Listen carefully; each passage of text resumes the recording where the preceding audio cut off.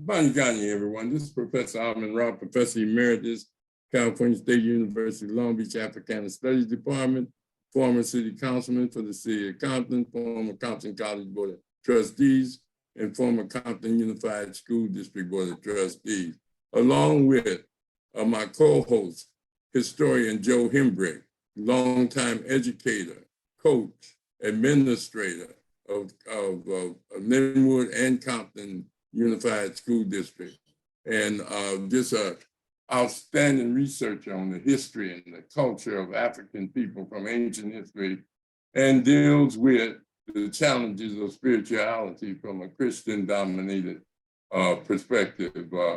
There's a movement of white Christian nationalism going on. So anyway, we welcome everyone. We want to welcome everyone to the nice program in which we are going to discuss Black August.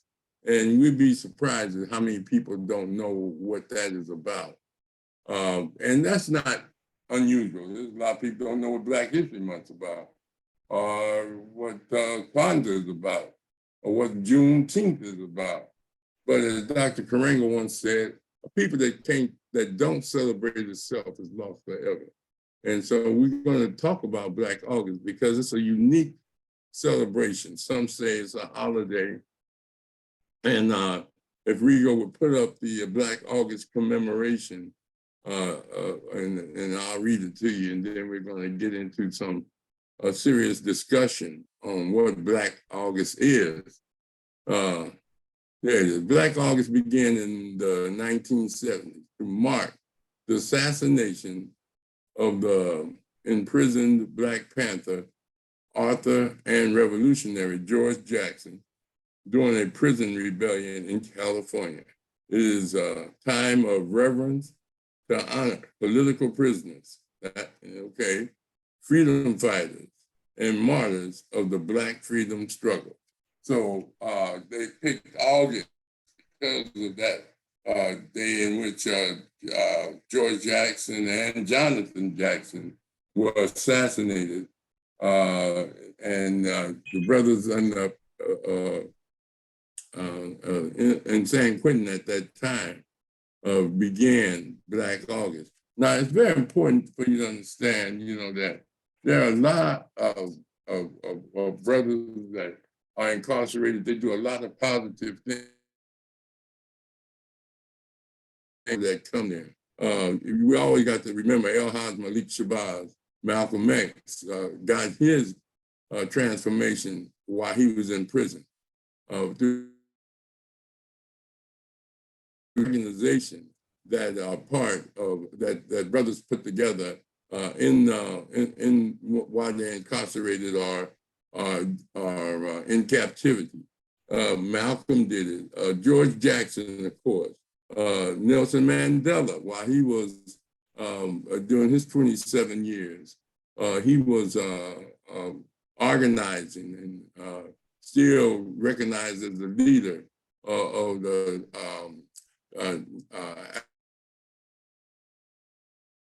apartheid movement, along with Geronimo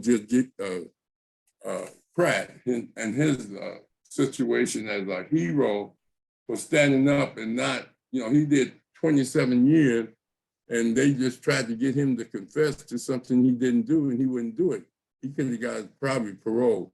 But Johnny Cochran, who said this was the most egregious case he ever had, and he was almost, he said he was going to fight for Geronimo Pratt because it was a gross injustice where the police hid evidence of them following him, and no, he was not even in the vicinity of the murder and robbery that they accused him of.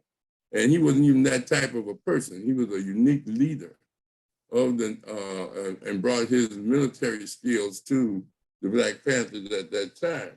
Not only is Jaga and Geronimo, we H-Rap Brown, Jamil Al-Amin, he's in prison now. He's organizing, some under religious auspices and some under just straight out righteous struggle to make prisons better, to make life better, and to form a brotherhood for protection while they're doing a time in captivity. So we can go on and on and on with regards to Black people that organized while they were in prison. They formed Black cultural groups, have speakers come in, they're used to it. I spoke at so many prisons, from federal to state, up and down the coast, and it was just a unique experience to sit down with the brothers and discuss with them. And they put on beautiful programs in the California state prisons and federal prisons at that time. So just because you're in captivity don't mean that you don't continue to struggle. But they created this celebration out of the martyrdom of George Jackson, as well as Jonathan Jackson, and other freedom fighters that may not happen in August, but they recognize and appreciate the martyrdom and the sacrifice and the commitment that other leaders participated in for our righteous and relentless struggle for justice and human rights. So we recognize Black August in that context, because it's hard sometimes to educate our people because there's so many distractions and propaganda that the system has with regards to brainwashing our people and then converting them to Americanism as well. It's just like this assassination of this Afghanistan leader, Al-Qaeda leader today using a drone. And you want to know why kids kill each other? Because they see you killing people. You didn't arrest him, you didn't arrest bin Laden, you shot him in front of his family. And then you want to ask why other youth do it, because you train them, white, Black. That's why they have mass shootings in this country, because people recognize that that's the way of Americanism, that you kill your enemy, you demonize your enemy, you get them to demonize and you deprivation, and then they mutilate themselves and they identify themselves as patriots and things of that nature. But the point is, getting back to Black August. Black August is a very unique day because it emerges out of the penitentiary and it has spread it. And it's about the morality of remembrance, reality of giving homage and respect to those that contributed to our forward flow of liberation. Every year, the Europeans celebrate Veterans Day. They celebrate this day. They give Purple Hearts, Blue Hearts, the people that kill for them and people that participate in their military. The whole purpose of military is to kill and destroy. That's the purpose. Police fight and kill, but the military is to obliterate you, to just destroy you. That's why they have so many weapons and things of this nature. But getting back to Black August, as I was saying, it's very critical for us to find out, just how do we celebrate? What do we celebrate? What are the fundamental questions? Fundamental question is, what is Black August? And we just read what Black August was. And then the second question is, how do we celebrate it? How do we recognize these martyrs and hold them up and things of this nature as contributors? A lot of Black people, young people, are born like they're born today, and they take cell phones like we had them 20 years ago, and they don't know that we didn't have them then. And they sometimes, because they can go, their freedom is they can go to Jack in the Box, to Taco Bell, they think they're free. And that's not freedom, because you can go to McDonald's or Jack in the Box or Benihana's or Yakimoto's or restaurants, or go to games and sit next to white folks, as Malcolm said, sit on the toilet next to white folks because there's no sign saying whites only. But there were people that struggled to get us where we are. And the question is, do we pay homage and do we recognize those that contributed to the struggle, the relentless and courageous and bodacious struggle that got us where we are today? People, you own property, you're in the stock market, your kids can go to colleges, go to predominantly white colleges. At one time, we didn't let you all near the facility. And, you take it, sometimes we don't give our youth the education about how we got to where we are. And maybe that would give them a motivation to achieve and to realize that we didn't struggle this hard for you to wear pants sagging and put on 2 and 3 earrings and have more earrings than your wife or your mom and fighting up for mirror space. We didn't struggle for women to dye their hair yellow, purple, and red, and orange and blue. You see that. We struggled for you to struggle for the next generation, because the struggle is a continuous struggle. It's not over. So Black August is a celebration of our achievement and the martyrdom of those that contributed to it. And it's not just the Martin Luther King, the Malcolm X's, the Honorable Elijah Muhammad, Kwame Ture, the Jijago Pratts, and Geronimo Pratt, and all the brothers of political prisoners. It's also those that, without names, your mothers, your fathers, that sacrificed to make a better life for you. Learning to appreciate and respect them. And how do you do that? By not causing no drama, not realizing that, as Malcolm said, wherever Black people is a battle line. And as Joe always said, Brother Hembrick always said, as long as you quit talking about the South, Louisiana, Mississippi, as long as you south of the Canadian border, you're in the South. And so these are critical things that we must teach our young people, our history of struggle and relentless struggle. We must bring up the David Walker letter. We must bring up the various Supreme Court rulings that suppressed us and deemed us as property, and how we fought to get those things changed with the 14th Amendment, and how we got those changed. Some people hug their chain.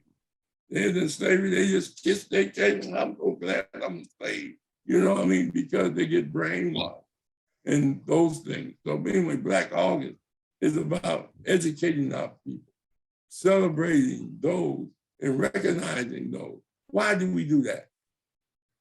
So that they be just much a hero as LeBron James. They be those that struggle for us are even more so a hero than sports figures and entertainers and singers and actors and military people for America, that fight for America. But as Malcolm said, when it comes down to fighting for your people, you go over there and you give your blood for America. But when it comes down to defending your people, you ain't got no blood. So, that's what Black August is about. Significant month, a significant days, and why that people developed it, just like we developed Black history. People began to talk about the unique contribution of people during Black August. And that's not easy, because most people don't know that it was in August that the resistance began in Jamestown, 1619 of August, when one of the first ships with Africans on it pulled in to Jamestown, and Fort Jamestown. They called it Jamestown, but it was Fort Jamestown, or Fort James, in 1619. that was one of the struggles. Then the Haitian Revolution of 1791, that was done in August, as well as the African led by Gabriel and Nana Posa in the 1800s. Nat Turner's struggle was in August. And the Underground Railroad in 1850 with Sister Harriet Tubman. That was done in August. Frederick Douglass and numerous freedom fighters dedicated to increase resistance to the Holocaust of enslavement and the liberation of our people. August is also the month of the birth of the Pan-African leader and teacher, the Honorable Marcus Garvey, as well as his founding of the UNIA. So we can go on and on. The major march in Washington by Martin Luther King was done in August of 1963. The Watch Revolt, which I was deep into, I did 45 days in juvenile hall. You know, hey, I was in a junior in high school. So, you know, that introduced me to the movement in 1965. That was it. And the founding of the various Black organizations emerged out of the Watts Rebellion. They reached their height in the 60s. The NAACP, the Urban League, CORE, Congress of Racial Equality. The Black Congress was started. The Brotherhood Crusade was started. All of these organizations, the National Black United Blood, the Black Liberation Army, all of these things emerged out of struggle on our behalf. And the morality of remembrance, the morality of paying homage to those that paid the price. It's just like you having children. And they don't appreciate the fact that you fed them and kept them together, bought their clothes. They take it all for granted. You're supposed to do that. I didn't ask you. Well, you know, people don't have to be nice to you. Not even parents. Parents kill their kids, parents abandon their kids, leave them on bus stops. You know, so, but you should appreciate those parents that stay and love you. And that's one of the remedies and issues that the Black August movement did, is the power of love of each other. Love of each other. If our youth, as we were talking about the other week, about it didn't make no difference if someone tell you not to love. It's like somebody tell you don't love your wife, don't love your children. Well, you're gonna still love them if you're in love with them. Well, that's the whole movement. Are you in love with your people? And which people should you love? Not the ones stealing from you, not the ones on drugs. I mean, we love them in a way, but I'm talking about those that are really trying to make a difference in our life. So I ask this question as we get ready to ask these questions.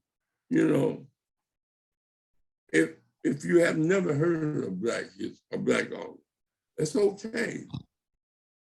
That's a part of suppression. Everybody talking about voter suppression. What about history suppression, culture suppression, and rape? You know, what about mind control? What about all those things that affects our people in many ways? I remember when Spike Lee came out with the Malcolm X movie, the same time Jurassic Park came out. Most parents took their kids to see Jurassic Park. You know, I mean, our history is more sacred than anybody's, or just as sacred as anybody. It's just as sacred as the Muslims with Prophet Muhammad 1,500 years ago. The Honorable Elijah Muhammad is just as sacred as Christianity under the auspices of St. Augustine, the Black, and those, and Reverend Stallings, who started a Black Catholic movement. Our history and our culture is just as sacred if you hold it that way. But you have to be taught and trained that way. one thing I learned as a young man, if I don't show respect for myself and my mother and my father and my children, then other people ain't gonna show respect for them. If we don't show respect for each other, others are not gonna show respect. So that's what the beauty of Black August is about. It's about paying homage. So we ask that question, what is Black August? And that is a celebration of ourselves, the celebrations of our achievement and those that contributed to it. The best of us as African people in thought and practice, not the negative stuff that the propagandists put out. They assassinated this man and you listen to them, you think he was in your house killing you right now. And they say, this man's in Afghanistan. You know how far that he is? How is he a threat? He's walking around and they send a drone and take him out. They did that to Gaddafi. They demonized Black leaders and assassinate them and get us to the point that we don't even listen, educate ourselves to their history. And that's the beauty of that. And then the other question is, should we celebrate and commemorate or pay homage to those that wage righteous and relentless struggle for Black people and justice and for justice and liberation? Should we appreciate the people in Ferguson that, for Mike Brown, that demonstrated and let the system know that, he had his hands up and you killed him?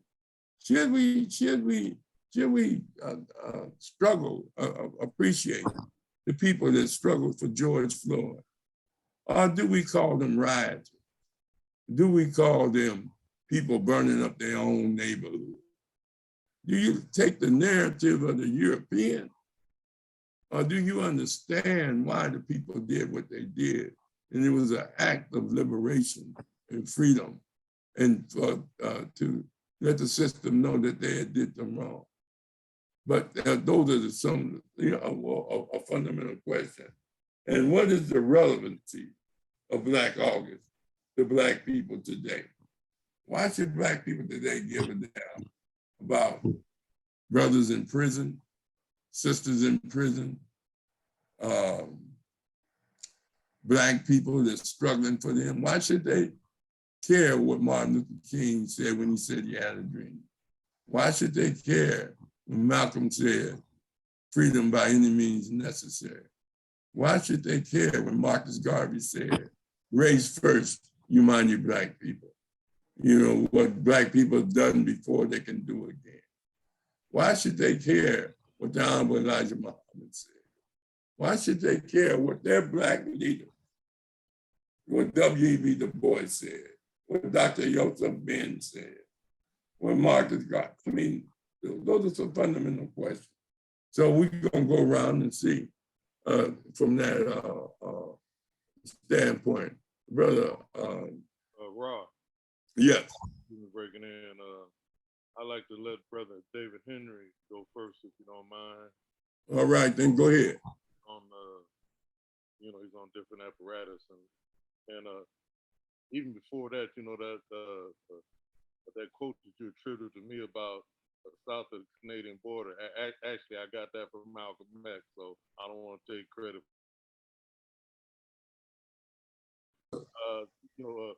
Brother David Henry's been on the show before, and he has personal insight to what you're talking about because he was there, and I'm sure he'll make a great contribution to the presentation tonight. So, David, go ahead because he's talking on my phone. Thank you. So I did 5 years at San Quentin from 2012 to 2017, and I was pardoned by the governor in 2017 and let go within 48 hours after. You have to speak a little louder, David. Okay. Joe, turn your phone up, Joe. In the 5 years that I was at San Quentin,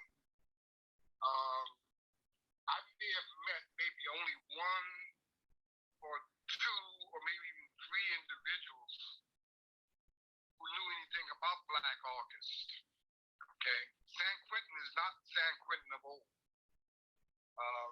Everything about San Quentin today is about outside programming, and that essentially means that everybody that's in the prison today is working toward trying to improve themselves with their education, with job skills, and prepping and preparing for meeting the board. Everything centers around outside support coming from different volunteers, and most of them are white, who are coming from the outside universities, coming from the outside colleges, coming from the outside world, to bring their ideology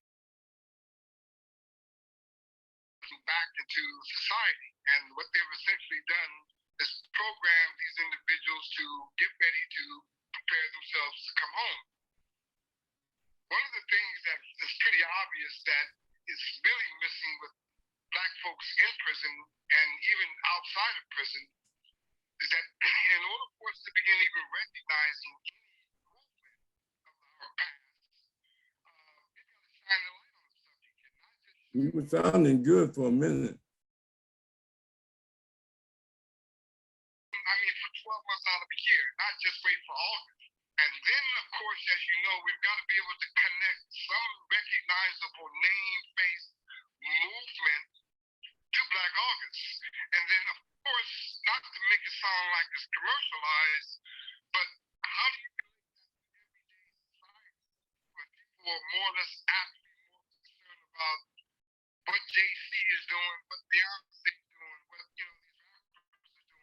And unfortunately, as you well know, I mean, a lot of our history is getting caught up in this new movement that these conservative Republicans are trying to push away from education.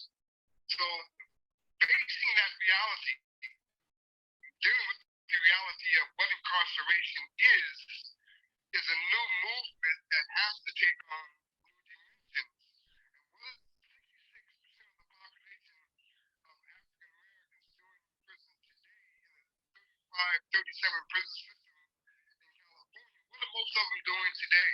They're looking to prepare themselves to go home. They're not looking at what happened yesterday. They're not looking at any revolution because they don't want that association or that enigma.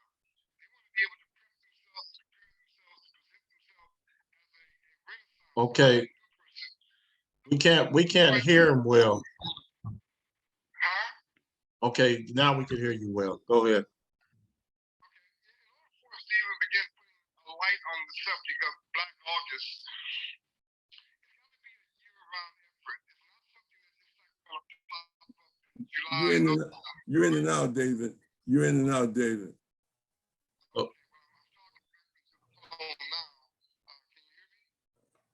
It's we like I said, we should have him call in. What I could do, Professor Rahh, is Hembrick just can give me his number. I have him call in. Joe? I'm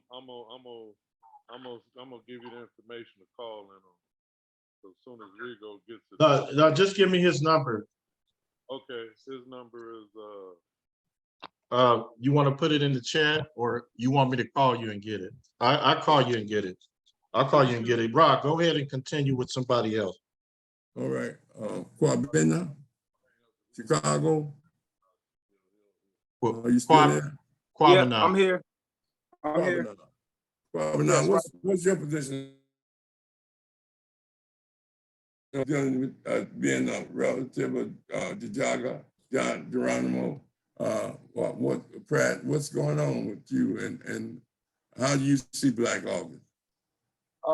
Man, brother, you broke it down. I just understand that it's important that, like you said, we recognize and even celebrate it. I think listening to you tonight even got more in my mind about celebrating it, because we need to celebrate those who gave those sacrifices and are still sacrificing. So I wouldn't say celebrate it as much.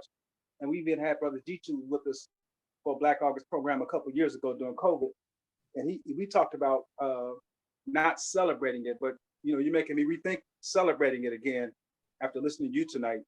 So I understand both sides of it, but I think it's very important that we recognize, celebrate, acknowledge, our freedom fighters, you know. So I was thinking earlier, I saw a post with, it was a year ago today that Dr. Goss passed, you know, August. I said, this is Black August. You know, I thought about even Runoko Rashidi. I mean, it's a year ago. Tomorrow's anniversary, first anniversary of his death. And I think these are brothers who sacrifice, who love their people. And I mean, they just add on to the list of significant events and significant people who work for us, you know, whether they got locked up or supported political prisoners or supported prisoners. And I know Dr. Goss and Runoko Rashidi did. You know, I know Geronimo talked about Runoko going to visit him. And I know, so with that, I think it's so important. You know, I'm out here in the Chicago area. I mean, it's where I live, in Gary.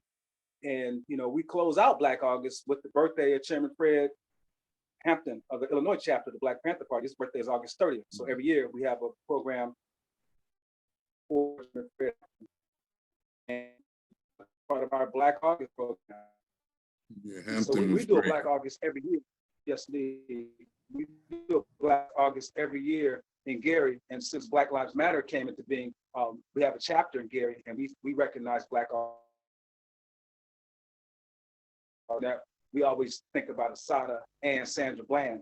Those are the two we highlight, even though we highlight all our political prisoners, as many political prisoners, those who went in, like you said, as freedom fighters, and those who once got in and became politicized and woke up. You know, like this year, we're showing a video on Brother Shaka Shakur out of Indiana political prisoner who's been doing good work for a while. So we got a brief video we're going to show about him. And just thinking about, you know, a lot of the brothers who were locked up and those who weren't even locked up who support Black August. I think about Harold Welton out of the LA area, who's constantly on the case with Michelle McGee and sharing information. We had him on the show a couple of times. Okay, yeah, I got to check out one of those shows with Brother Harold. And then, you know, our people, I know Brother Hondo in Chicago, Brother James McIntosh on the East Coast with CMOTAP. I mean, they're always doing programs in support of political prisoners. They did a good program with a fundraiser for Brother Sekou Odinga recently. And so he's always recognizing our political prisoners. And so people like him, who lost Brother Cam Howard, who was a co-chair of NCOBA recently, you know, they struggle with that ADOS madness a lot of times. To know our political prisoners have to be a part of our call for reparations. And so just for those who, I'm just thinking about those who struggle for our political prisoners. We do a conscious hip hop show, and constantly we are dealing with the situation with our political prisoners and calling for their freedom, and not wait until, you know, 1 day or 2 days before they're gone, then letting them out before they leave here physically. But that's why, you know, Matulu needs to be released. You know, we even say release Leonard Peltier, you know, of course. So yeah, Black August is so with us and our people, and we want to spread the word and get the word out even more. So we have a, you know, since Black Lives Matter, I'm glad that the Black Lives Matter in Los Angeles put up that billboard for Michelle McGee, and we're calling on our chapter here in Gary to do more. Also, use some of the resources that we have to start making more people aware. So we're having our program on August 20th, Saturday, August 20th.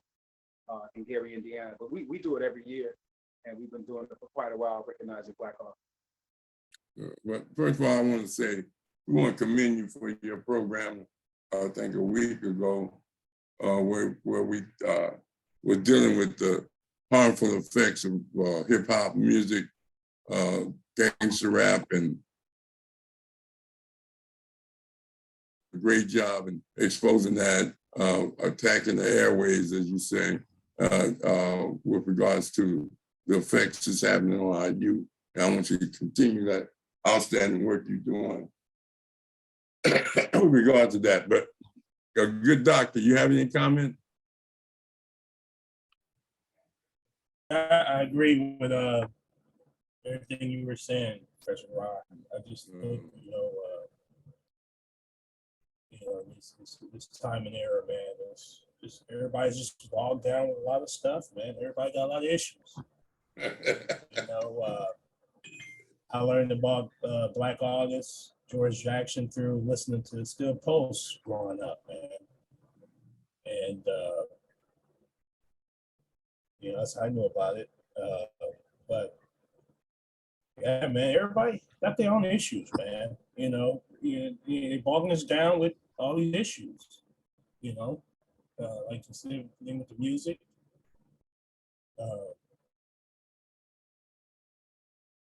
It's what you're saying, mind controlling us, you know, your job mind controlling you, man. I mean, I'm pretty sure, man, there's a lot of people that's working, especially black people that's working for white people. You can't go in there talking about Black August. You can't be celebrating on a white job, man. So I remember one day, man, I was working, his brother was with me, he wore a t-shirt. And I don't know if you guys know the picture of the slave ships cut in half, and you see the slaves all down the ship. He used to wear that shirt and said, "Hey, don't tell me what it means to be black." And they told him he couldn't wear that shirt no more to work, man. You know, and he put his shirt on going home, so he couldn't wear that shirt anymore. But yeah, to answer your question, man, it's just you know, there's so much going on. Everybody has their personal issues, man. So I don't think a lot of people, man, is going to be keeping up with past events. You know, that's had a major influence on our culture and history. All these young people, man, they got so much to deal with these days, man. And like the last show with the music is controlling them, got them going one way, got them thinking about killing each other. They ain't got time to listen to, you know, people like you, Russell, keep the show, man, to come and learn what's really going on. They're gonna keep doing it, man. You know, unfortunately. So, I just want to say this, Doc, because you're such a wise brother, and you paid the price, and you've been able to, you know, always bring forth wisdom to our show, and I appreciate that. And your unique vision. But you know, we must continue to struggle regardless of how many don't participate. Even though there was 300,000 people that went to the March on Washington, there's a lot of people that didn't go. Even though it was 1 million people that went to the Million Man March, even there were millions that didn't go. I remember Donna Brazil was all on C-SPAN talking about why she was against the Million Man March. But then at the same time, women did participate. It was strong, no violence, and it was a pledge. They didn't go to demonstrate against America. They went to demonstrate unity for themselves. The Nation of Islam gave a pledge. Hakeem Mahdi Bouti and Maulana did a mission statement, and more black men came back home. Some got off drugs, some got political.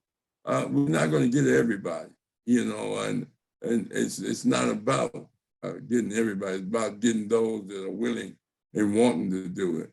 And we appreciate your achievement, Doc, because you know you're steadfast, stable, and you're an example for young people about being wise and being interested. Appreciate you calling in, Mashinda. What about you?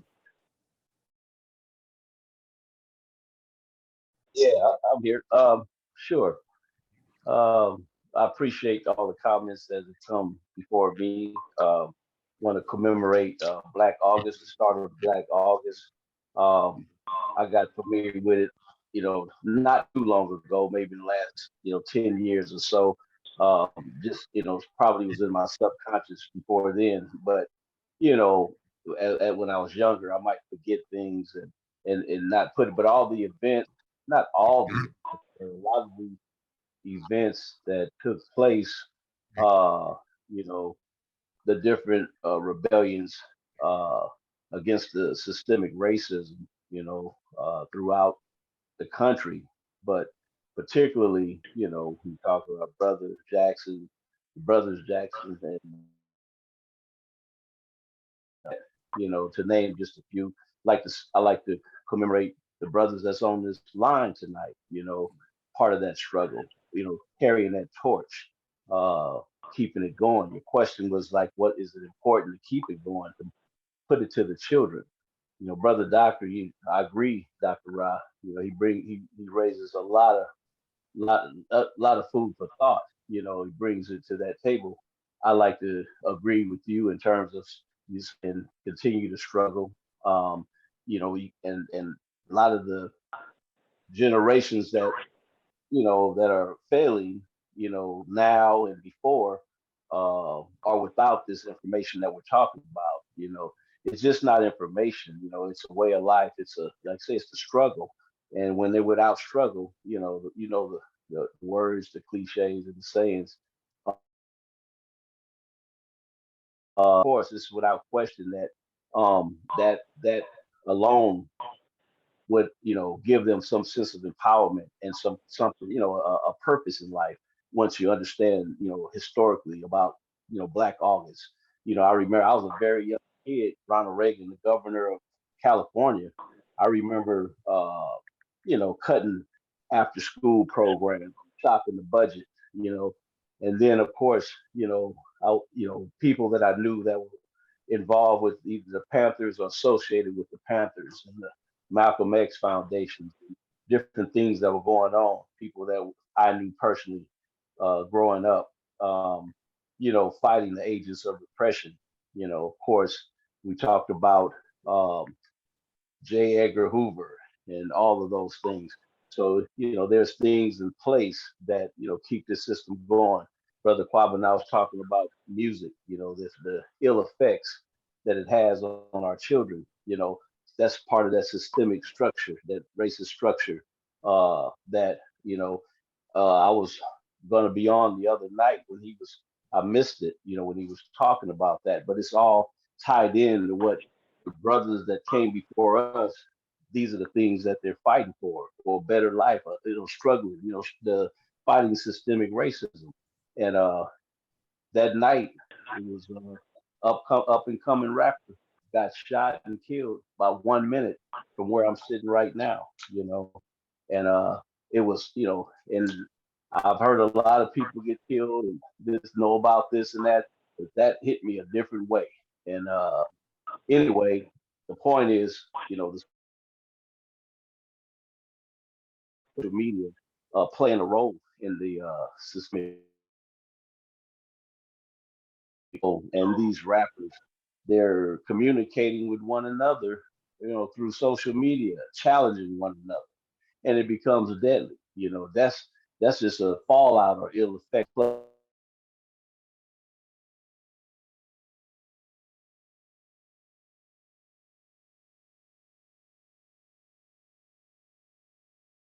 it Maki had a booty?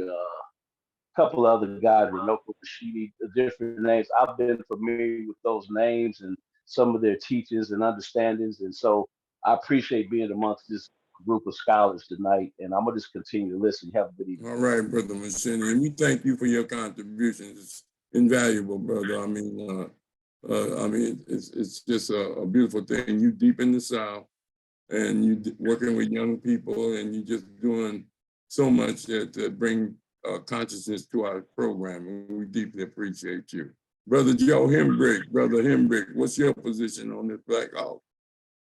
We're going to get back to David in a minute. Well, go ahead. Are you there, Hembrick? Yeah, I'm here. Yeah, I'm here. Go ahead, Joe, and then we're going to come back to David after everybody else. Go ahead, Joe. I wasn't real familiar with what it's called, although I'm familiar with the historical figures that you presented, as a reason for celebrating. And I would just like to say that I guess somebody was talking about doing it every month. Well, me and mine, I'm doing it on a daily basis. If it ain't Black, or something dealing with Black, I don't even want to hear about it, whether it's financially, politically, socially, religiously. I don't want to hear none of that unless it's involving our own people. Oftentimes, you know, in the celebrative mode, there's too much celebration and not enough substance in terms of getting something done as a result of the celebration. You always got a few people doing this and that, but you have big celebrations, but I would prefer just little tiny, you know, getting it done issues as a result of the celebration. For example, Black August, you know, being you know, thing is celebrated for about the brothers who, you know, were incarcerated and all of that. These youngsters need to be seeing something like the spook that's set by the door, where they recruited out of the, you know, penitentiary system, you know, forming these organizations that were fighting for our freedom. And as far as the youngsters, I found from my years of teaching, if you teach them this type of information, it changes their whole perspective on how they think and what they want to do. And I was doing a buddy of mine that worked in the juvenile, you know, system was doing a lot of research, and about 80% of the youngsters that end up getting incarcerated were following someone else, some friend or some homie. You know, it wasn't no thought that was in their mind. It was a thought in somebody else's mind, and you following them. We got to teach our children how to think for themselves. Then they can make better choices. So I just like to say this, you know, as long as we're in this society, we continue to commit what I call cultural genocide by the things we do celebrate. You know, the Thanksgiving, Christmas, you know, all of that old Easter, all that old stuff. But we don't, you know, celebrate our own stuff enough, or the people even knowing about it enough. And when you commit cultural genocide, you know, you'll go for anything. So we need to be grounded in our own stuff. And like I say, one of the biggest hindrance of us getting there, in my estimation, is education system and organized religion. Keeps us from getting to where we need to be to do what we got to do. And it don't have to be on a large scale basis. It could be on your street. And there's one thing I admired about Adolf Hitler, and I'm not saying I admired him for the number of people he killed, but the way his organizational structure was. He had to organize block by block, street by street, and people was reporting about who ain't with the program and whatnot. So, you know, there's things our youngsters need to survive, like a skill. You know, you need that other than a diploma. You know, what can you do? We need to turn out some carpenters, some plumbers, some electricians, you know, entrepreneurs, all of these different aspects where a kid that ain't really sharp academically can make a living otherwise. You know, everybody can't be a barber or a beautician. I used to challenge my kids. I said, tell me you can go in your community and spend your money with somebody that look like you, other than the barbershop and the dope man. Name me something. And they had to struggle with that. And so that's opening their eyes to what we need to be doing as far as entrepreneurship goes, so we can, you know, circulate money amongst ourselves. Anyway, I don't want to keep rambling on and on and on, but that's just my thought on, you know, what we need to be about. Peace. All right, good. And thanks, Joe. That's some deep, and we agree with the positions that you take about the need to really find ways to reach the young people. And as you say, once you turn that light on, they be productive. Brother Rashaki. Yes, sir. Yes, Black August. We had a show last year with David on here. I just want to share this. So we have two shows on today's show, and let me see. It's not coming up, but it was the date was August 16th, 2021. we had Black August, another show on Black August. So it's a great concept, being that our situation dictates us to be Black, because we're in a color context society. And one thing that people can do is surround themselves with company that's gonna teach them things that they need. I'll just take myself as an example. When I was at Long Beach State, I didn't even know Professor Rahh when I was playing basketball. And when I finished basketball, I was introduced to Professor Rahh, and I started spending time with him. And then that started shaping my thinking. And then throughout the years, I spent many times with Professor Rahh in various situations. And then in addition to Rahh, in 2011 or 12, something like that, I was introduced to two other scholars that had a major impact in my life. One is Dr. Kamal Kamban from the East Coast, that was a professor and a teacher, a very extraordinary Black individual that really take Blackness serious. He has a publication called The Last Black Man Standing. And then you have Neely Fuller Jr. I was also introduced to him, which he's 93 years old. He has a show weekly like ours. And he talk about things that Brother Hembrick talk about, like being on code and doing things that make sense constructively, and giving good outputs on your actions. So you have to put yourself in the company of what you want to become. And a lot of people do not do that. And like Hembrick said earlier, he said that a lot of the kids are influenced by other kids. So that's we need this information, and it's a good thing that we're doing it. Okay, Professor Rahh. All right, Brother David, are you there still on the phone? I'm here, Dr. Rahh. All Can right. you all hear me? Yeah, we can hear you good now. Yeah. I touched a little bit on this subject last year, and fortunately or unfortunately, I spent 5 years at San Quentin, where there were approximately 2,600 inmates on the main line, of which about 66% of those were African Americans. And I only met and talked to about 3 guys that knew anything about Black August. And we're talking about individuals who have been in the system for 25, 30 years. The Black August movement in the prison system today has no grip. It's not even a topic of conversation.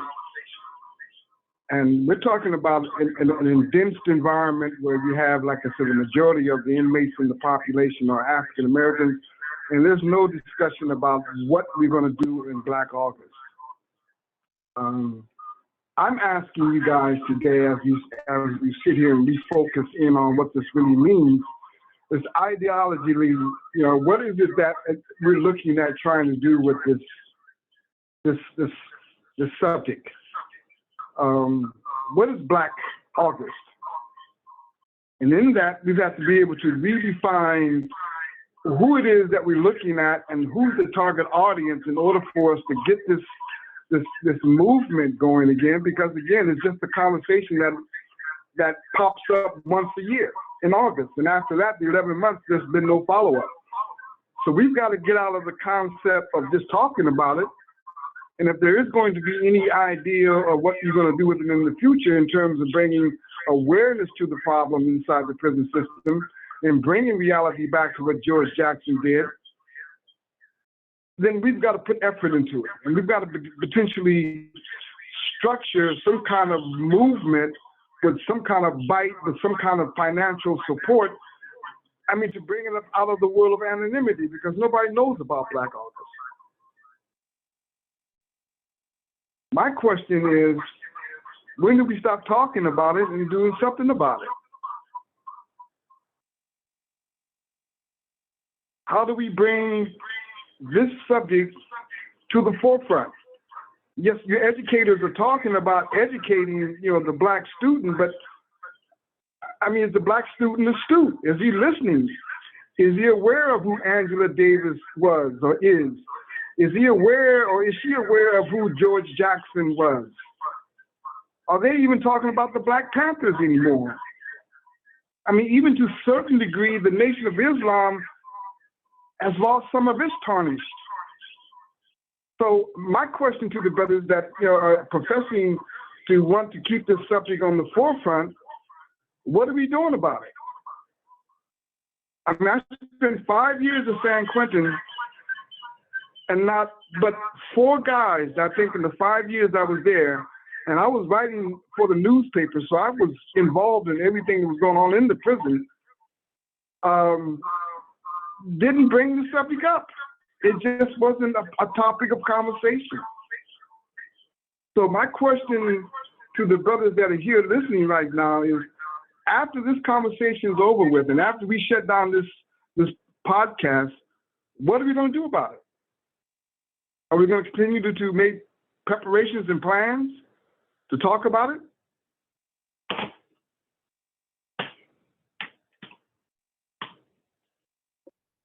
I guess I got lost, huh?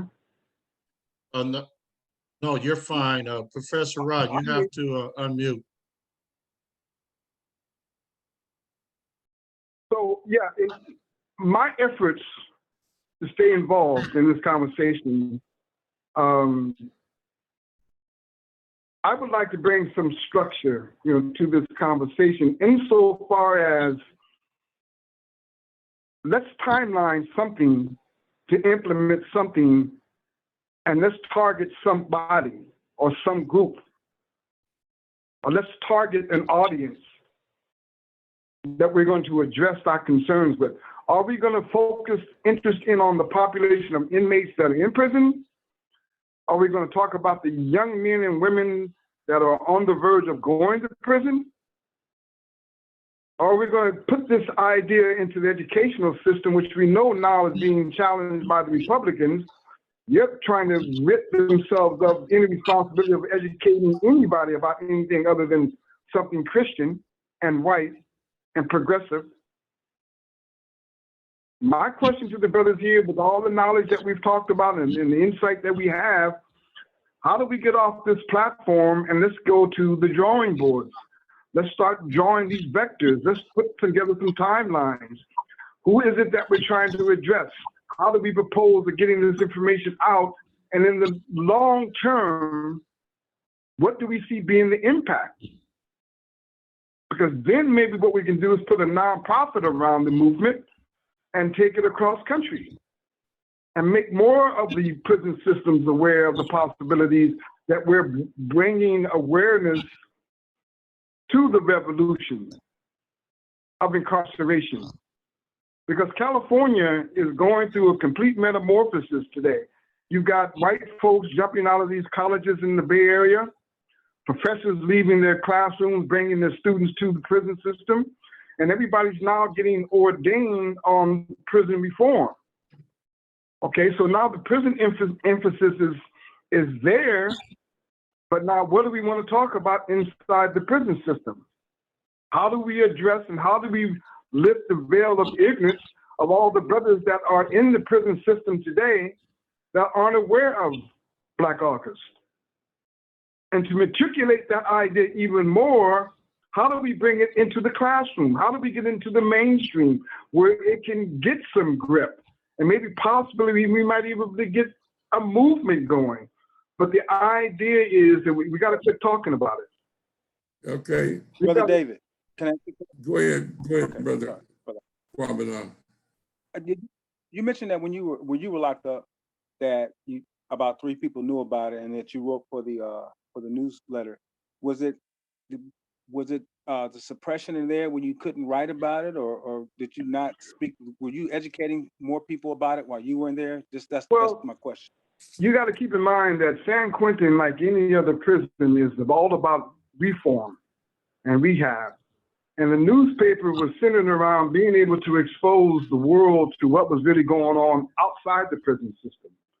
And so a lot of the information that we were actually restricted to writing about were things outside the prison system and things that were being used to reform the prison system and programs that were being designed to help inmates prepare themselves to become rehabilitated so that they could go back out to society.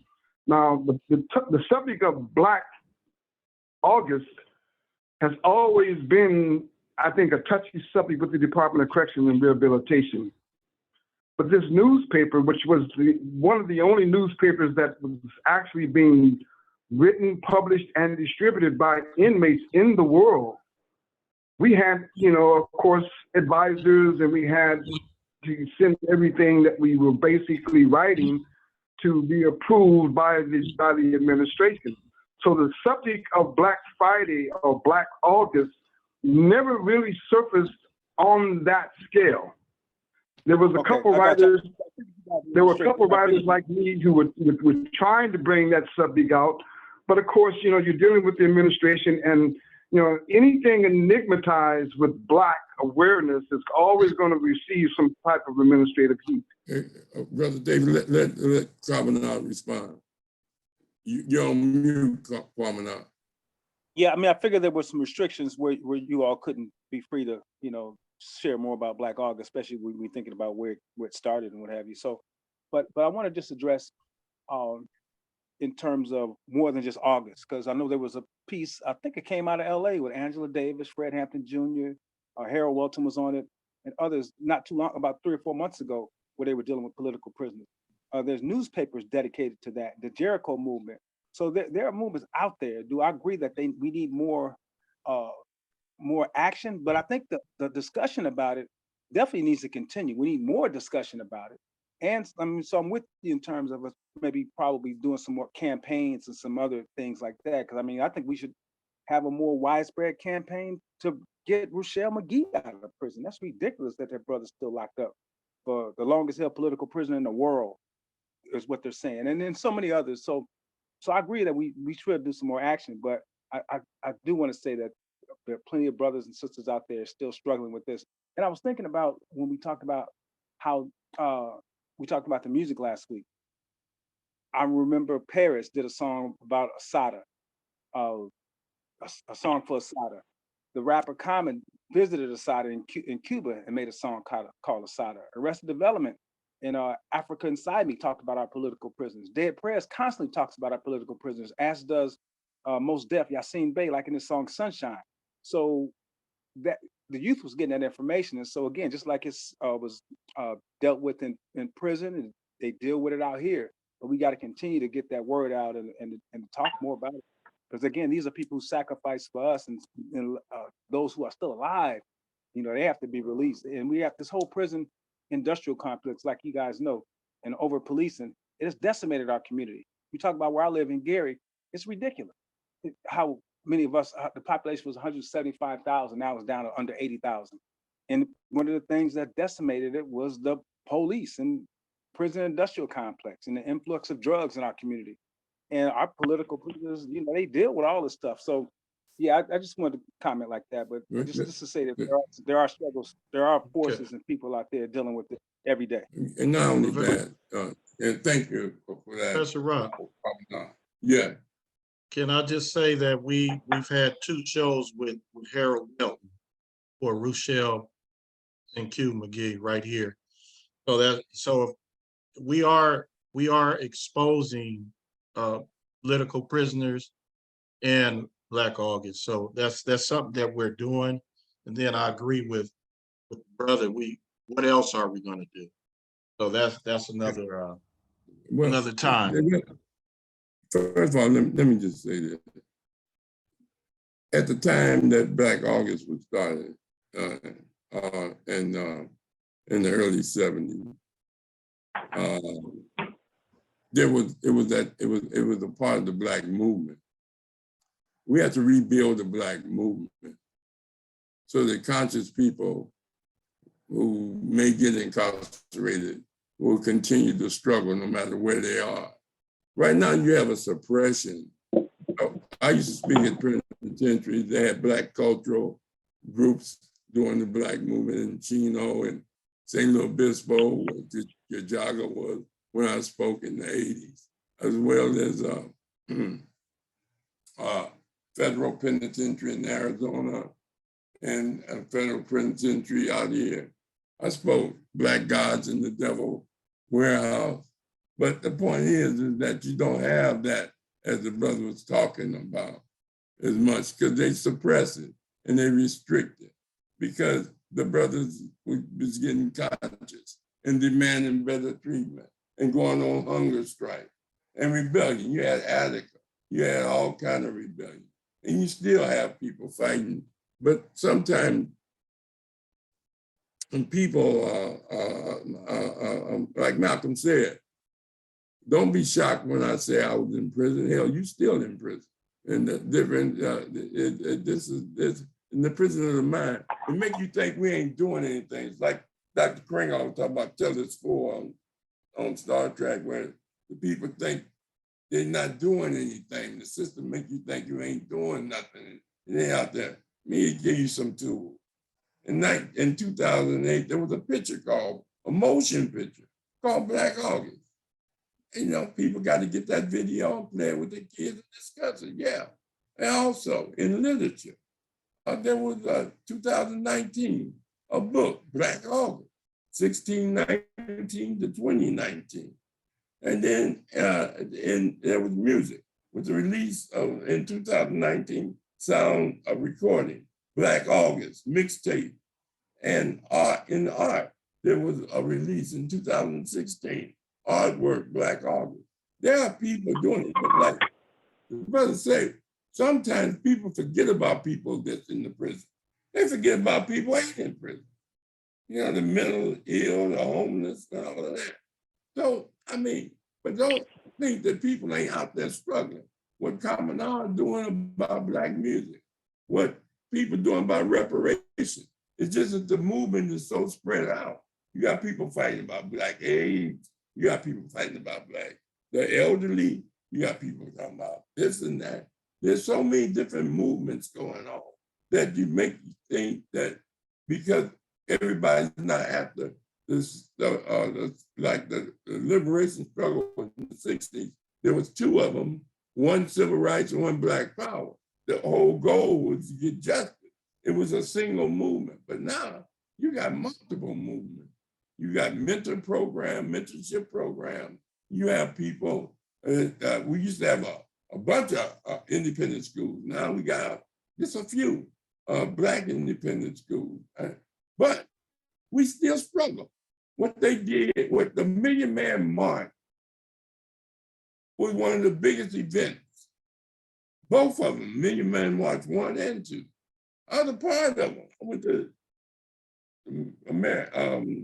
Dorothy Heights Center, Washington, D.C., fair content for me, Maulana, Brother Crusade. We all met there to form the second one.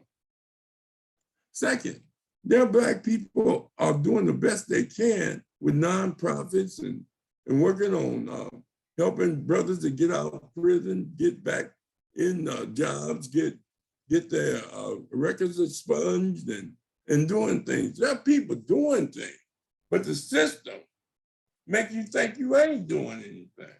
And like you say, Brother David, yeah, we can do more. It should be in the home. It should be. But you got to remember, like I said in the beginning, there's some people that hug, they're just looking for a comfortable spot in oppression. They don't want no problem. They look, I just want to just live and just go give me a little shot of bourbon and margarita and eat some Mexican food and lay up with my woman and watch sports. There are people like that. Then there are activists. And we got a lot of activists out there. They don't get the television time. They don't get the news time. We got Black people. Let me tell you, And Brother David, you're so right in many ways. You got the HBCU, Historical Black Colleges and Universities, developing a co-program with Israel. Israel gonna give them scholarships and grants to come to Israel and to take classes, and they can come to the HBCU. Israel, what they did with apartheid, supporting apartheid in South Africa, what they're doing to the Palestinians, what their role in the Holocaust of enslavement about, but nobody's criticizing the HBCUs or letting them presidents, it was about 10 presidents that went over to Israel. I mean, we have contradictions, that's my point, but we can't stop. It's up to those students at those schools to rise up, and they will. You just got to just keep pushing, no matter what, keep pushing. You understand, the struggle is a long and protracted struggle. And like you're doing, David, like Brother Kwabena, Doctor, like Brother Joe, we're continuation of the struggle. They talking about Christopher was the first one to get shot during the American Revolution. He was a slave. Now, I think his master just hid behind him. They're trying to act like he died for America as a slave. You let them tell you that? I don't believe that. But they got the media and they portray that. My point is that you can't let these people distort your love for your people, for those that are really working hard. Black Lives Matter movement did a lot for the George Floyd. They never would have arrested them people. They never would have convicted them without struggle. So we have some victory. The war is not over. The Europeans talking about white Christian nationalism, got militias, guns for everybody. I mean, that's the strip. But at the same time, it wouldn't have Kamala Harris. You wouldn't have had Barack Obama. You wouldn't have had the Congress shift from the white right wing to a more moderate. I don't trust no white people. I'm like Malcolm. I ain't a Democrat. I'm not Republican. I'm not even American. Got sense enough to know it. I'm an African in America. But the point is, other people see themselves as Americans. They talk about the brothers that flew the planes and for America and the war. Yeah, I appreciate brothers that went and they made their contributions and they came back, struggled for civil rights and all that fine. But I wouldn't even join the damn Boy Scout. You understand? But that's what they want to do, fine. But yeah, we all have different vision.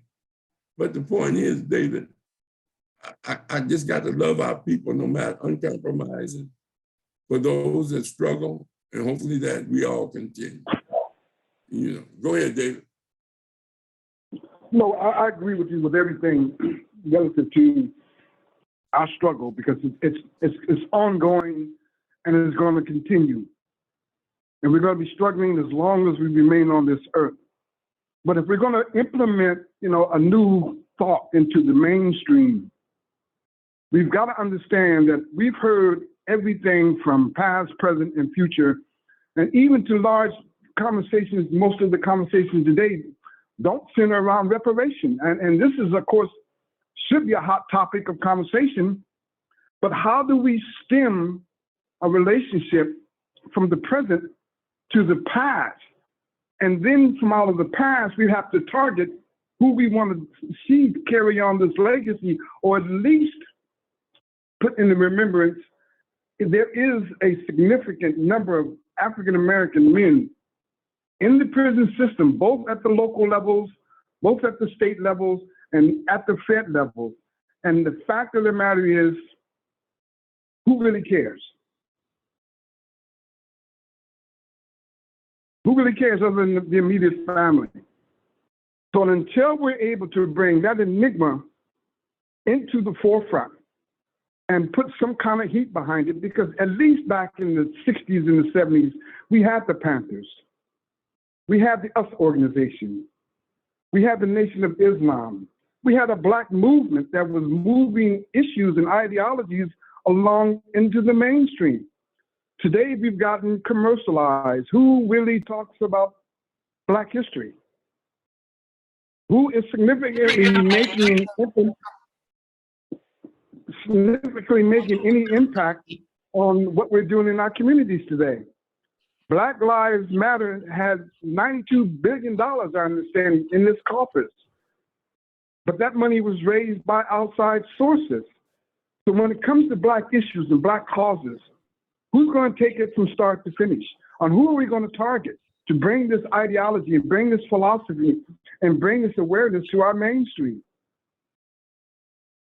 Dr. Rahh, your name has been recognized throughout the county, throughout the city, throughout the state for years as being all about Black causes.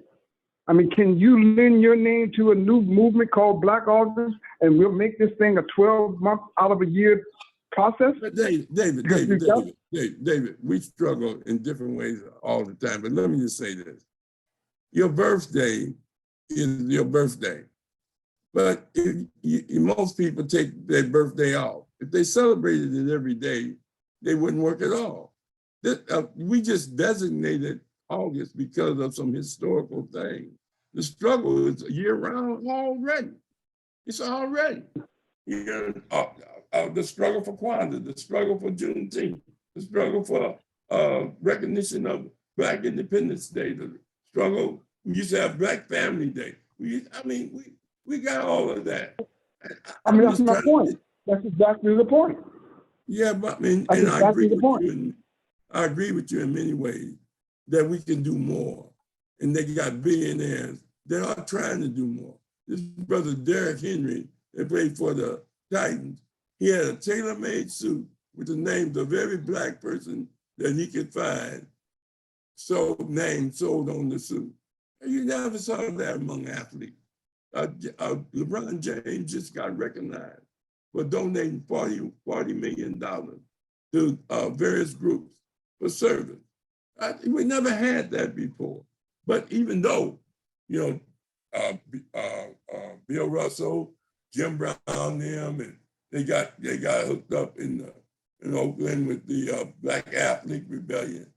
But then there was a law. There's always laws in movement. But the American government spends billions of dollars to suppress our movement, to ignore our movement. They don't give recognition unless we burn up something. Because they're not going to focus on the Black people that are excellent, doing excellent things, making excellent contributions to life and the forward flow. But let me tell you, I was in prison for 10 days. And man, hey, I learned so much. And you're right, people forget about what's going on in the prison. The people in prison forget about what's going on outside. You're right, you understand in many ways. But it's a struggle. And I agree with you. I'm willing to start and work with any group, and we can continue and do that. But we got to close out, and we're going to have you back, David, to give your vision of how we can get people organized and give you an opportunity to have a show on my program, Conscious Corner, to discuss not just what we ain't doing, but I want you to talk also about what we are doing that you think is correct. Is that fair? That's equitable. Looking forward to it. All right, David. Well, me and Brother Hembrick gonna hook you up. But Brother Rashiki, thank you very much, Joe, for the opportunity again. All right. Brother Rashiki, you want to close us out? Rahh, can I make a comment before we close this out? Yeah, go ahead. I just like to say this regarding the cultural genocide thing and what we do and what we spend. It's always been of my belief that as long as we keep putting our hand out to the man to finance us and stuff, we ain't gonna never get it. We can do it ourselves. The money that we spend on these things, and we commit this cultural genocide across the country, you know, Christmas trees, Easter, Stacey Adams, the food and all of that, the liquor to celebrate it or the weed, if that can just be compromised and put into some kind of corporate fund, we won't need anyone else, you know what I'm saying, to help us get whatever we need off the ground. Rahh, I used to do this when I was working at your establishment, which the candidates are likely to go into the system from that group. I would love to speak to them and have people come speak to them like I used to do in the past.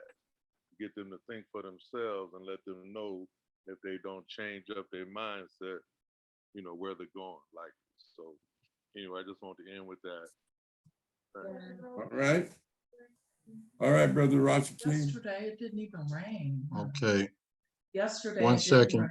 They kept giving those alerts. No. Okay, on Wednesday, we got Brother Mills coming on. It's activation or elimination. So I think that's along the lines of what we're talking about, and we will find out on Wednesday. And who we got for next week, Professor Rahh? I'll talk to Joe about it. We'll see. Oh, Because I think Sister Amina, right? Queen Amina. come back. You know, he yeah, Queen Amina. Yeah. Queen Amina. Okay. So, all right, everybody. It's excellent information this evening. So we're gonna say each one teach one and Conscious Corner. Have a good evening. All right. All right.